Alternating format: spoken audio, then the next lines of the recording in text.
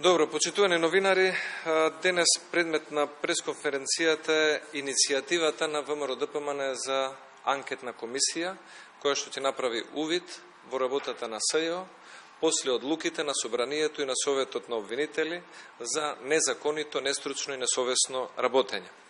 Станува очигледно дека владеачката коалиција, СДСМ и ДУИ, заедно, се повеќе се плашат од тоа да дозволат на претениците да направат увид во СЈО. Вчера добивме еден прилично банален допис со неосновани технички образложенија од страна на господинот Талат Џафери, кој што вика дека предлог одлуката за анкетната комисија ја враќа на подносителите. Наводно, заради одредени недостатоци, ги видовме сите оние нешта кои што тој ги споменал како можни недостатоци, нема ниеден деловнички пропуштен суштински дел од предлог одлуката кој што може да се смета за сериозен недостаток. Напротив, предлог одлуката за формирање на анкетна комисија по содржина и по структура е иста со предлог одлуката за анкетна комисија која што господинот Талат Џафери во претходниот состав ја поднесе за формирање на анкетна комисија за прислушкувањето. Нема никаква разлика. Она што нам ни е информација од собраниските служби и од самиот ракопис на ова предлог за враќање на одлуката за формирање на анкетна комисија е дека ова не е ракописот на Талат Џафери. Ова е ракописот на Цветанка Иванова, генерален секретар на Собранието, или на некој близок, висок советник од страна на СДСМ, кој што Талат Џафери морал да го послуша и да го подпише и да го врати предлогот за формирање на анкетна комисија, затоа што очигледно и Талат Џафери е седнат во скутот на владеачката партија. Од кои интереси, дали се тоа лични, фамилиарни, политички, партиски, следниот период сигурни сме дека тоа набрзо ќе го докаже. Како и да е, ВМРО-ДПМН нема да се откаже од оваа намера и ние ќе ги искористиме сите можни деловнички процедури, темата анкетна комисија за специјалното јавно обвинителство и увидот и дискусија за работата за незаконитото, нестручно и несовесно постапување на СЈО да дојде на дневен ред на собраниската седница, порано или покасно. Сметаме дека власта, доколку држи до својот глас за разрешување на Катица Јанева за несовесно, незаконско и непрописно работење, треба да дозволи формирање на анкетна комисија и треба да дозволи расправа за оваа точка, па ако сакаат СДСМ и ДУИ нека гласаат против. Ако имаат доволно аргументи дека СЈО работело законито, дека Катица Јанева работела совесно, стручно и законито, ќе имаме расправа на дневен ред и на пленарната седница нека се изјаснат, нека гласаат воздржано или против. Но нека не го ускратуваат правото да се расправа за ова и да ги понудиме аргументите во таа насока. Дополнително, она што во меѓувреме го имаме како сознание е следно. Не било случајно тоа што во изминативе неколку години сите финансиски извештаи кои што СЈО ги доставувала до Собранието на Република Македонија, во ниту еден извештај не се наведени прецизни ставки на трошењето на средствата.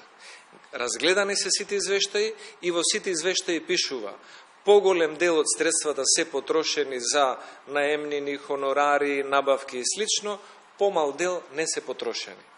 Не се кажува колку се потрошени на вештаци, колку се потрошени на плати, колку се потрошени на хонорари, колку се потрошени на јавни набавки. И она што го имаме како сознание е дека има злоупотреба и прекршување на постојните законски прописи од страна на СЈО при вршењето на јавни набавки внатре во специјалното јавно обвинителство, односно индиции дека се злоупотребени пари на граѓаните, несовесно, незаконски и нестручно за нечија сметка, односно за нечие материјално богатење. Од друга страна, имаме исто така податоци дека на блиските роднини на помошници обвинители внатре во СЕО или на самата специјална обвинителка или на блиските лица на суди и обвинители, пратеници, функционери и министри надвор од СЕО, кои што биле вработени внатре во СЕО, им се исплаќани несразмерно високи хонорари по подпишани договори за чување на деловна тајна. А самиот опис на работа на човек кој што влегува да работи во обвинителска функција, основната плата му е во описот на тоа да биде предпазлив и да чува деловна тајна. Нема за тоа потреба од посебен договор, односно истиот е вишок и би бил незаконско трошење на средства. Затоа цениме дека господинот Талат Џафери, Цветанка Иванова и СДСМ во собранието треба да размислат, да не го штитат веќе механизмот кој што може на сите нас да ни помогне темата незаконито работење на СЕО да ја истражиме и да ја дадеме на увид на сите граѓани, затоа што 15 милиони евра од граѓаните на Република Македонија плюс донации од Шведска, Холандија и Америка се потрошени за работата на СЕО, а голем дел од нив цениме дека се потрошени незаконито. Повелете доколку има некои прашања.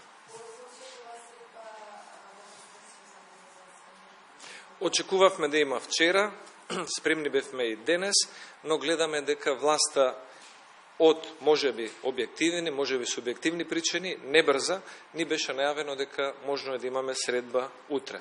Доколку се расположени и спремни, ние немаме никаков проблем да ја одржиме. Нашите очекување е да се прифати она што СДСМ веќе го имаше начелно прифатено како концепт на 30. август оваа година, за потоа да ретерира од тој став и би очекувале СДСМ понатаму да не го пролонгира, да не купува време и да не го одолговлекува донесувањето на овој важен закон.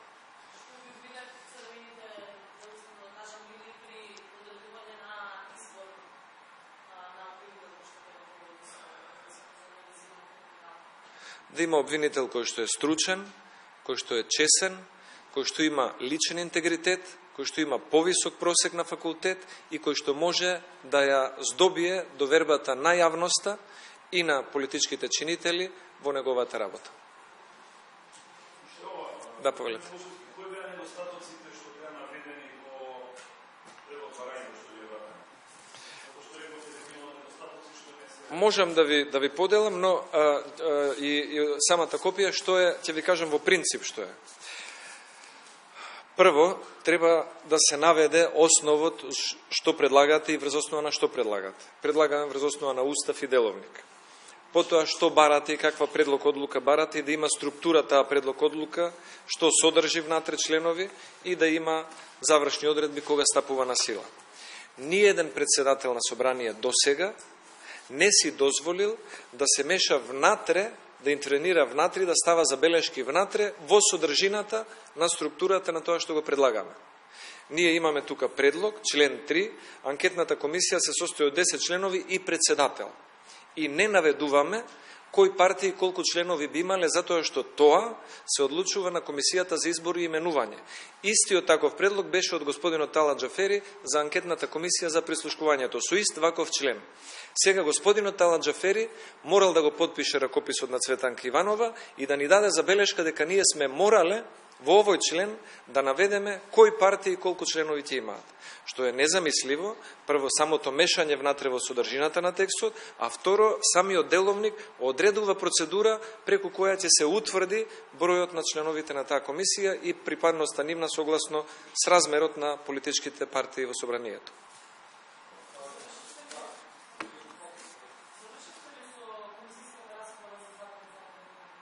Извинете, со закон. Со злоупотребата на европско знаменце нема можности повеќе од 3 дена да се расправа на таа тема и комисијата заврши со работата затоа што очигледно е дека на власта и се брза да ги измени нормите кои што даваат повеќе објективни критериуми за влез во Академијата за суди и јавни обвинители, затоа што многу синови и ќерки на високи владини, собраниски и судско-обвинителски функционери се дел од оние кои што конкурираат за оваа Академија.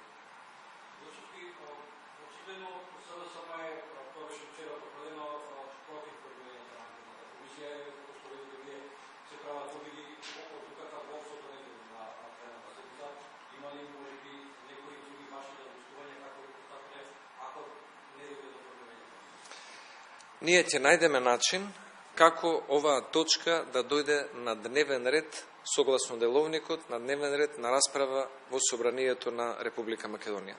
Може СДСМ и ДУИ да одолговлекуваат и веројатно имаат причина зошто се плашат пратениците согласно надлежноста која што ни припаѓа со Устав и како тело кое што го избрало и основало ово обвинителство да направиме увид.